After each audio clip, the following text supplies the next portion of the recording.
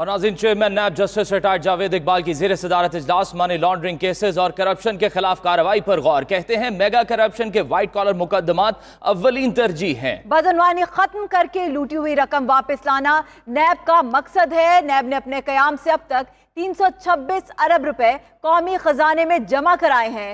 इस वक्त 1223 रेफरेंसेस एहतसाब अदालतों में जेर समात हैं, जिनसे हासिल करदा रकम का तखमीना 900 अरब रुपए है। Chairman NAB justice retired Javed Iqbal की जेर सदारत इजलास मनी लॉन्ड्रिंग केसेस और करप्शन के खिलाफ कार्रवाई पर गौर किया गया। उनका कहना था कि मेगा करप्शन के व्हाइट कॉलर मुकदमात अव्वलीन तरजीह है। बदनवानी खत्म करके लूटी हुई रकम वापस लाना नैब का मकसद है। नैब ने अपने कयाम से अब तक 326 अरब रुपए कौमी खजाने में जमा कराए हैं। इस वक्त 1223 रेफरेंसेस एहतसाब अदालतों में जेर समात हैं। मजीद बताया कि जिनसे हासिल रकम का तखमीना 900 अरब रुपए है।